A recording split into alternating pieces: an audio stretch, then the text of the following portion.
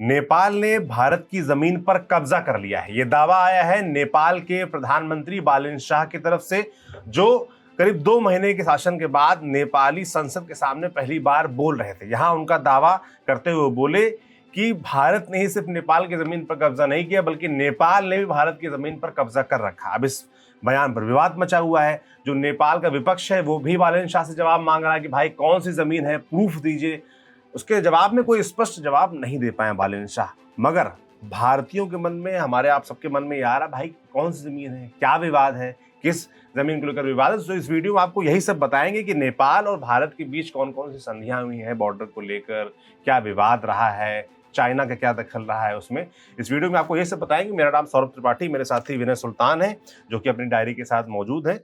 विनय, सबसे पहले तो दर्शकों को ये समझाइए कि भाई जो सीधा सपाट बयान है उसको एक नजर देख के ये लगता है कि क्या नेपाल ने भारत की किसी भी जमीन के टुकड़े पर कब्जा कर रखा है? सही बात है क्या? अब यार मतलब अगर इसको इस तरीके से देखो, थोड़ा सा इतिहास हम समझ लेते हैं तो इतिहास में नेपाल में एक राजा हुए जिनका नाम था पृथ्वी शाह। और पृथ्वी शाह के समय क्या हुआ कि नेपाल एक्सपेंशन कर रहा था। उस समय तक भारत में जो है कंपनी की हुकूमत बन रही थी और नया नया समय तक ट्रांजिशन का पीरियड था। मुगल जा रहे थे, कंपनी की हुकूमत बन रही थी और ऐसी स्थिति थी। उस समय नेपाल ने एक्सपेंशन किया। तो जो आज का गढ़वाल है और आज का कुमाऊं है वो किसी समय में गोरखा एम्पायर का हिस्सा हुआ करता था, नेपाल का हिस्सा हुआ करता था। इसके अलावा सिक्किम का एक बड़ा हिस्सा जो है वो नेपाल ने कब्जा कर रखा था उस समय। फिर हुआ जब ये स्थिति बनी तो भारत के साथ में जो तिब्बत का रास्ता था वो सीधा कट गया और तिब्बत से जो भारत में नमक का ट्रेड होता था, जिसको हम कहते हैं भोटिया, तो भोटिया दरअसल नमक के व्यापारी होते थे जो कि तिब्बत के रास्ते भारत आते थे नमक बेचने के लिए। वो रास्ता कट गया। तो ट्रेड रूट जब कट गया तो उसके बाद में अंग्रेजों को ये लगा कि यार यहाँ से तो हमको इकोनॉमिक नुकसान हो रहा है। तो उन्होंने फिर जो है नेपालियों के खिलाफ जो है कार्रवाई करनी शुरू की, गोरखाओं के खिलाफ।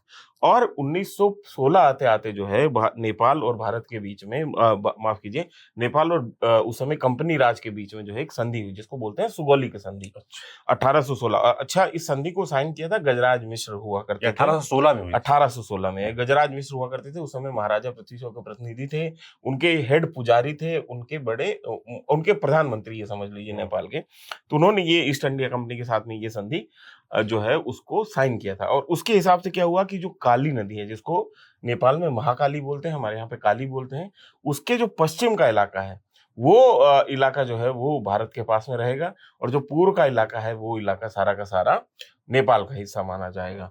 तो ये बात होगी उस भौगोलिक संधि में और मान लिया गया दोनों तरफ से। और उसके बाद में ये हुआ कि अच्छा ये यहाँ पे तनातनी यहाँ शुरू हुई आजाद भारत के बाद में कि ये दरअसल नदी शुरू कहाँ से होती है।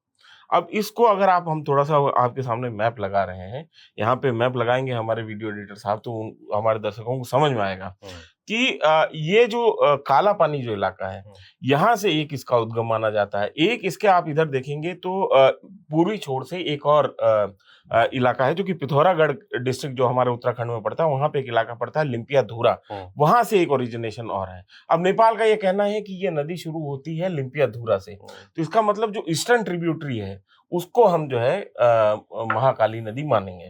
और भारत का ये कहना है कि काला पानी से जो नदी आ रही है जो कि मुख्य नदी है, उसी को काला पानी को हम ओरिजिन की जगह मानेंगे, यहाँ से नदी शुरू होती है।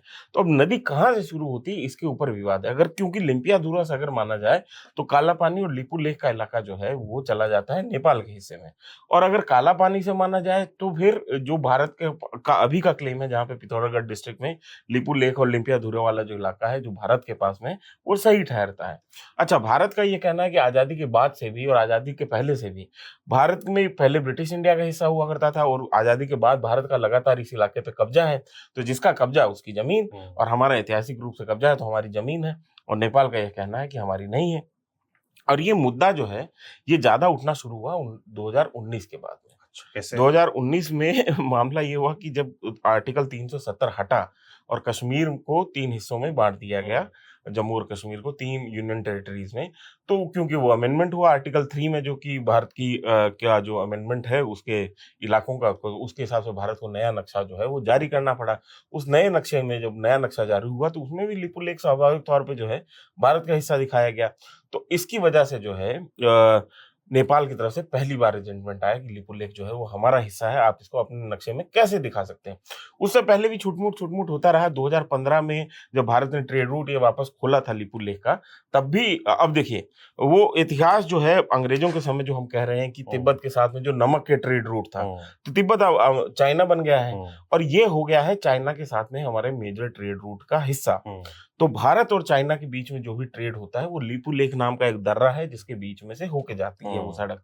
तो यहाँ ये इसलिए हमारे लिए स्ट्रेटेजिकली बहुत इंपॉर्टेंट जगह हो जाती है। अच्छा, तो अब जो जिसके ऊपर जो है जिस वजह से अंग्रेजों ने संधि की थी नेपाल के साथ में, वो संधि हमने जारी रखी क्योंकि वो संधि दरअसल लिपुलेख दर्रे को ही लेकर थी कि लिपुलेख दर्रे पे किसका कंट्रोल रहेगा, कौन वहां से ट्रेड कर पाएगा नहीं कर पाएगा तिब्बत के साथ में। तो इतिहास भी ये रहा। फिर हमने चाइना के साथ में ट्रेड कंटिन्यू रखा। फिर कैलाश मानसरोवर जो यात्रा होती है वो भी लिपुलेख दर्रे से होकर जाती है।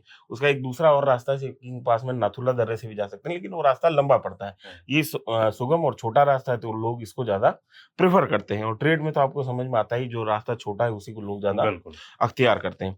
तो ये लिपुलेख दर्रा जो है ये बहुत इंपॉर्टेंट हो जाता है स्ट्रेटेजिकली, और भारत किसी भी हालत में इसको छोड़ना नहीं चाहता है। और दूसरी बात ये है कि भारत छोड़े भी क्यों, ऐतिहासिक तौर पे वो भारत का हिस्सा रहा है। आजादी के तुरंत बाद से हमारा एडमिनिस्ट्रेशन वहां पे रहा है, पिथौरागढ़ डिस्ट्रिक्ट का वो हिस्सा रहा है, हमारे पोस्ट ऑफिस, हमारा वहाँ पे तहसील, सब तमाम चीजें जो है हमारी वहां पे रही हैं, तो हम क्यों उसको ये माने। तो 2015 में भी नेपाल की तरफ से किया गया, फिर 2019 में जब नया मैप जारी किया गया तब भी किया गया। उसके बाद में केपी शर्मा ओली, जिनका ये माना जाता था कि भारत विरोधी एक स्टैंड है, उन्होंने बाकायदा अपने नेपाल की संसद में कानून पारित करके नेपाल का नया नक्शा जो है ग्रेटर नेपाल का वो प्रकाशित किया, जिसमें लिपुलेख दर्रे को नेपाल का हिस्सा दिखाएगा। अब नक्शे पे दिखाना अलग बात होती है और जमीन पर कब्जा अलग बात है। बालन शाह का भी एक नक्शा बड़ा बीच में वायरल हुआ था, वो ग्रेटर नेपाल अलग ही चल रहा था।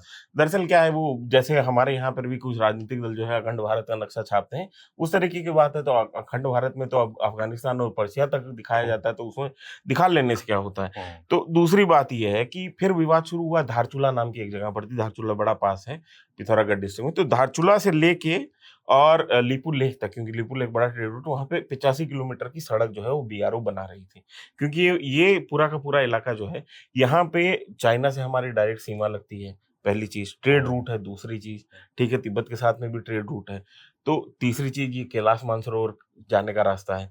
तो स्ट्रेटेजिकली बहुत इंपॉर्टेंट है। तो यहाँ पे हमको अपना जो बेसिक इंफ्रास्ट्रक्चर है, कम से कम सड़क है, वहाँ पे आवागमन का साधन है, और वो चीजें जो है बहुत मजबूत रखनी होती हैं। तो इसकी वजह, और वहाँ पे हमारे आर्मी की पोजिशनिंग भी है, वहाँ पे स्टेशन भी है, इंडियन आर्मी के जो भी बटालियंस वहाँ पे हैं उनको वहाँ पे स्टेशन भी किया गया है। तो ये सारा का सारा इलाका हमारे लिए बहुत स्ट्रेटेजिकली इंपॉर्टेंट है। तो यहाँ पे जो हम 85 किलोमीटर की सड़क का निर्माण शुरू हुआ था मई 2020 में। तो इसके ऊपर जो है बड़ा नेपाल ने तनातनी दिखाई थी। अच्छा, नेपाल में तनातनी ये जो दिख रही है, ये क्यों दिख रही है? दरअसल एक वर्ड होता है जब हम इंटरनेशनल रिलेशन जब स्टडी करते हैं, उसको कहते हैं मैक्सिको सिंड्रोम। जब एक बहुत बड़े देश का आप जो है आपका अगर पड़ोसी होता है, एक छोटा देश एक बहुत बड़े देश का पड़ोसी थे, तो वो हमेशा इस डर में, इस खौफ में, इस असुरक्षा में रहता है कि यार बड़ा देश जो है हमारे ऊपर हमला ना कर दे। इसको कहते हैं मैक्सिको सिंड्रोम। और इसकी वजह से आप देखेंगे साउथ एशिया के जितने भी छोटे देश हैं, वहां पे राजनीति का एक सिरा ये भी है कि वो भारत का विरोध लगातार करते रहें। जो भी नेता जो है विद्रोही दिखना चाहता है, वो भारत का विरोध शुरू कर देता है। ये नेपाल में भी यही बात होती है, अगर यही सेम बात जो है आपको बांग्लादेश में भी दिखेगी, यही सेम बात आपको पाकिस्तान में भी दिखेगी, यही सेम बात आपको श्रीलंका में भी दिखेगी, मालदीव में भी। हमने ये हिस्ट्री अभी देखी है, क्योंकि बड़े देश के खिलाफ जो है असुरक्षा जो है आम जनता में भी होती है, उसको फायदा लेने के लिए राजनीतिक दल अक्सर ये स्टैंड लेते हैं। तो केपी शर्मा ओली लगभग वही स्टैंड लगातार ले रहे थे वहां पे, और बालन शाह भी वही कर रहे हैं। अच्छा, तो बालन शाह के लगातार आप कुछ रुख देखेंगे तो उनका वही लगता है, भारतीय विदेश सचिव से मिलने को मना कर दिया था, बोले कि नहीं, को बराबर का भेजो तब मिलेंगे। विक्रम मिस्री गए थे, 12 मई को उनकी विजिट थी, वो इसीलिए गए थे कि वहां पे जाके उनसे बात कर लें और जो चीजें जो बदल रही वहां पे सख्त हो रही हैं वो थोड़ी सी ठीक हो पाए भारत और नेपाल के बीच में। अच्छा, 2-3 चीजें ऐसी हुई इस बीच में। आप देखो ना कि भारत नॉर्मली देखा जाता है जो भी प्रधानमंत्री बनता है नेपाल का, वो भारत आता है और उन्होंने कहते हैं 1 साल तक मैं कहीं जाऊंगा ही नहीं, बालन शाह ने कह दिया। भारतीय राजदूत से मिलने की बात थी, उससे भी इनकार कर दिया। तो मतलब ऐसा लग रहा है कि लगातार बड़ा टफ पोजीशन लिए हुए हैं। क्यों, ऐसा कारण क्या है? दरअसल बालेन शाह को जो बैकिंग है, मतलब बालेन शाह के बारे में कहा जाता है कि बालेन शाह के अमेरिका के साथ में करीबी रिश्ते रहे हैं। और जो पिछली गवर्नमेंट गई केपी शर्मा ओली की, वो इस वजह से भी गई क्योंकि केपी शर्मा ओली ने लगातार ये जो अमेरिकन कंपनीज हैं उनको लगातार प्रेशराइज किया कि आप हमारे यहाँ पर डाटा सेंटर खोलिए। कम से कम जो सोशल मीडिया जो कंपनीज हैं, चाहे वो इंस्टाग्राम है चाहे फेसबुक है, मतलब मेटा और जो है एक्स, दोनों को ये प्रेशराइज करना शुरू किया। और उसके ऊपर जो है कानून से वो, मतलब वहाँ के न्यायालय ने फैसला भी दिया, वो डेडलाइन भी क्रॉस हो गई। उसके बाद उन्होंने ये धमकी दी, अगर ये ऐसा नहीं होता तो हम इसकी सर्विसेज बंद कर देंगे। ये जुलाई के आसपास की बात है। उसके बाद में लगभग जो है हमको विद्रोह देखना शुरू होता है। तो कई जगहों पे ये सिक्योरिटी में ये चैटर चलता है कि इसके पीछे ये जो तमाम जेएनजी प्रोटेस्ट हुआ, इसको कहीं ना कहीं से जो है अमेरिका की बैकिंग मिल रही थी। और बैकिंग मिलने का मतलब पैसे से बैकिंग मिलना और ये तमाम चीजें नहीं है। अब आप ये समझिए कि जो दोनों बड़े सोशल मीडिया प्लेटफॉर्म हैं, चाहे फेसबुक है चाहे एक्स है, दोनों अमेरिका की कंपनियां हैं। और वो डिसाइड करती हैं कि आपका एनालिटिक कैसा चलेगा, आपके स्क्रीन पे कौन कौन सी चीजें ज्यादा दिखेंगी, रिपीटेटिवली दिखेंगी। ये जो है बाकायदा फेसबुक और ट्विटर तय करता है। और ये हमने अरब स्प्रिंग में देखा भी कि ट्विटर के जरिए जो है पूरे के पूरे अरब देशों में कई जगहों पे सत्ता परिवर्तन किए गए, या वैसा माहौल बनाया गया कि सत्ता के विरोधी माहौल बनाया गया और उसमें कई लोग जो है बड़े बड़े तानाशाह उसमें ढह गए। तो ये स्थिति, तो इसका भी सिक्योरिटी चैटर में बहुत सारी बात होती है। तो इस वजह से बालेन शाह का जिस तरीके का प्रोजेक्शन है, क्योंकि बालेन शाह कोई मतलब कन्वेंशनल पॉलिटिशियन की तरह हमको नहीं दिखाई देते। एक रैपर है, वो अचानक से वो काठमांडू का जो है उसके रैप के गाने चलते हैं जिसमें वो करप्शन की बात करता है, फिर काठमांडू का मेयर बन जाता है और फिर पहले ही चुनाव में प्रधानमंत्री बन जाता है। तो ना उनके पास में राजनीतिक अनुभव है, ना उनके पास में एडमिनिस्ट्रेटिव अनुभव है। और ऐसे लोगों को थोड़ा सा मैनिपुलेट करना या अपने हिसाब से चलाना वो आसान हो जाता है एजेंसियों के लिए। तो ये बार बार बालेन शाह के बारे में बोला जा रहा है कि वो, मतलब कि उनको अमेरिका की बैकिंग है और उस तरीके से। और दूसरी चीज ये भी बोला जा रहा था कि अमेरिका ने ये तो जो तमाम वहां पे जेएनजी प्रोटेस्ट हुआ, जिसको अमेरिकन एजेंसीज ने बाहर पीछे से जो है वो उसको सपोर्ट करने की या उसको फैसिलिटेट करने की कोशिश की, उसकी वजह ये थी क्योंकि वहां पे अमेरिका जो चाहता था कि वहां पे किसी भी तरीके से चाइना का इन्फ्लुएंस खत्म किया जाए। और ये सेम चीज जो है अमेरिका और चाइना की लड़ाई हमको बांग्लादेश में दिखी। तो हम कई बार कई वेस्टर्न सिक्योरिटी एनालिस्ट ये बोलते हैं कि भारत जो है, या भारत का इन्फ्लुएंस जो है इन बांग्लादेश और नेपाल में खास तौर पे, और फिर श्रीलंका में भी, वो अमेरिका और चीन की लड़ाई के बीच में जो है वो कैजुअलिटी हो गया। मतलब भारत जो है बिना मतलब इस पूरे के पूरे फसाद में पिस गया। तो जो परम व्यवस्था चल रही थी उसको, जो जिसके हिसाब, जो भारत के हिसाब से जो जो वर्षों से भारत ने सेट की थी अपने पड़ोसियों के साथ में, वो पिस गई अमेरिका और चाइना की लड़ाई के बीच में। ये एक उसको देखने का तरीका ये भी है। खैर, अब बालेन शाह का जो ये स्टैंड है कि वो नहीं आएंगे, अच्छा ये परंपरा रही है सामान्य तौर पे दक्षिण एशिया के देश, क्योंकि भारत सबसे बड़ा देश है, तो दक्षिण एशिया में पाकिस्तान छोड़ के जो बाकी तमाम देश हैं, वहां पे जो भी नेता नया चुना जाता है, नया प्रधानमंत्री चुना जाता है, उसकी पहली जो विदेश विजिट होती है वो भारत होती है, क्योंकि भारत सबसे पड़ोस का बड़ा देश है और डिपेंडेंसी बहुत ज्यादा है भारत के ऊपर। आप इन तमाम साउथ एशिया के जितने भी देश हैं उनको देख लीजिए, तो उनका ऊर्जा को लेके, बिजली को लेके, तमाम खाद्य पदार्थों को लेके, एक्सपोर्ट को लेके, और नेपाल खासतौर पर, क्योंकि नेपाल एक लैंडलॉक कंट्री है, उनका कहीं से भी समुद्र को प्रति एक्सेस नहीं है, तो अगर उनको इम्पोर्ट या एक्सपोर्ट करना है तो पूरी तरीके से भारत या चीन के ऊपर डिपेंडेंट है। और वो सैंडविच है एक तरीके से दो बड़ी एशिया के दो बड़े जाइंट्स के बीच में। तो ऐसी स्थिति में नेपाल के लिए जरूरी है कि भारत के साथ में अच्छे संबंध रखें। और ये भी कहा जा रहा था कि 1947 में जब भारत जब आजाद हुआ था, उस समय ऐसा कहा जा रहा था कि जैसे 6 देशी रियासतें थी, 500 से ज्यादा देशी रियासतें थी, उसी तरीके से नेपाल का भी मर्जर भारत में कर लिया जाएगा। लेकिन उस समय इसलिए नहीं किया गया, या इस जो विदेश नीति जो मेरे को समझ में आता है मेरे एनालिसिस से समझ के, कि नेहरू जो है या उस समय के जो लीडर्स थे वो ये चाहते थे कि चाइना क्योंकि एक बड़ा जाइंट है और उसके और भारत के बीच में बफर जोन रहने चाहिए। तो इस वजह से अगर आप सिरे से देखना शुरू करेंगे तो पहले नेपाल है, फिर तिब्बत है, फिर सिक्किम है, तो मतलब पूरी तरीके से भारत और चीन की सीमाएं कहीं पे भी टकरा नहीं रही थी।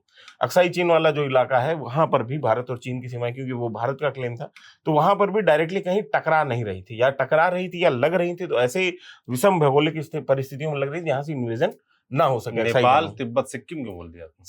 सिक्किम उस समय भारत का हिस्सा नहीं था। सिक्किम, हाँ, तो सिक्किम भी उसी तरीके से रखा गया कि एक पूरा का पूरा एक ट्रेल ऐसी रहे भारत और चाइना के बीच में कि डायरेक्ट सीमाएं कहीं पे भी ना टकराए। तो फिर सीरीज ऑफ जो है इवेंट्स हुए जिसमें तिब्बत जो है वो चाइना ने उसका ऊपर कब्जा कर लिया, सिक्किम भारतीय संघ का हिस्सा बन गया उसके बाद में, क्योंकि सिक्किम बहुत स्ट्रेटेजिकली इंपॉर्टेंट था। एक पूरे के पूरे सीमा में जो चाइना के साथ में हमारी सीमा लगती है वो हिमाचल से आप शुरू करिए और नॉर्थ ईस्ट तक, वहां पे सिक्किम एक ऐसा पॉइंट है जहां पे भारत को स्ट्रेटेजिकली बढ़त हासिल है, क्योंकि हम वहां पे हाइट पे बैठे हुए हैं।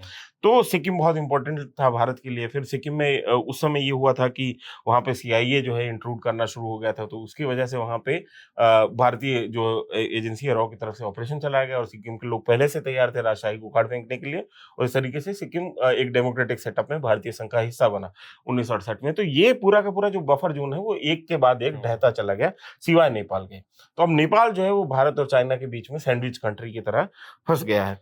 तो सवाल ये, व्हाट लाइज अहेड, अब आगे क्या, मतलब ये जो चल रहा है, जिस तरीके से बयान आ रहे हैं बालिन शाह के, और बालिन अब लिपुलेख का जो मामला है उसके ऊपर केपी शर्मा ओली, क्योंकि वो कम्युनिस्ट पार्टी के मेंबर थे और चाइना के प्रति उनका जो है ज्यादा झुकाव था, तो केपी शर्मा ओली की तरफ से जब मुद्दा उठाया गया तो उन्होंने चाइना को बताया, बार बार कोशिश की तमाम फोरम्स पे जाके कि वो जाके चाइना को अपने पक्ष में खड़ा कर पाए, कि वो लिपुलेख के मामले में चाइना नेपाल का पक्ष लें या नेपाल के पक्ष में बोलें। लेकिन चाइना ने उस समय जो है स्ट्रेटेजिक रिस्ट्रेन रखा, कोई भी कमेंट जो है नहीं किया, और उसकी वजह ये थी कि लिपुलेख जो दर्रा है वो भारत और चाइना के बीच में ट्रेड का सबसे बड़ा रूट है, और चाइना की कभी भी जो है ये नहीं चाहेगा कि भारत जैसा बड़ा बाजार जो है उसके हाथ से चला जाए, क्योंकि नेपाल में उस तरीके की ना उनके पास में वो बाइंग कैपेसिटी है, ना उतना बड़ा मार्केट है, तो वो नेपाल का साथ दे के करते भी क्या। तो उन्होंने बोला भी नहीं, और इस मुद्दे पर नेपाल को भी समझ आ रहा है कि चाइना का हमको साथ मिलेगा नहीं, तो ये स्थिति है। तो ये लिपुलेख का जो अभी जो स्टेटस को है, नेपाल के तमाम क्लेम्स के बावजूद जो है वो स्टेटस को बने रहने की ही उम्मीद है। मतलब ये। अब दूसरी बात ये है कि अगर जो वो बालिन शाह कह रहे हैं कि हमारा जो है, हमने भी कई भारत के इलाकों पे कब्जा किया है, दरअसल उसको हम कुछ लोग किसी तरीके से इंटरप्रेट कर रहे हैं, कुछ लोग किसी तरीके से इंटरप्रेट कर रहे हैं।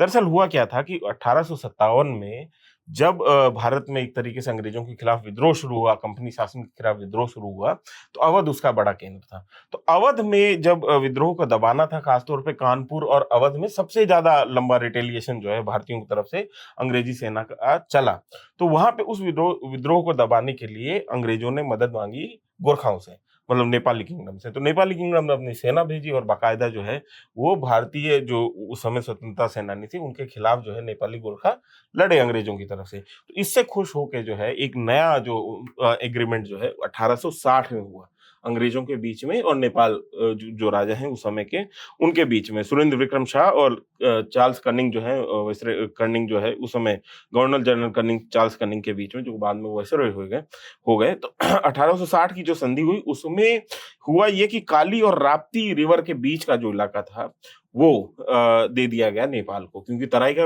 नेपाल के पास में बहुत जो है एग्रीकल्चरल लैंड नहीं थी, तराई का इलाका नहीं था, पहाड़ी जगह थी, तो बहुत कृषि उत्पाद हो नहीं पाता था।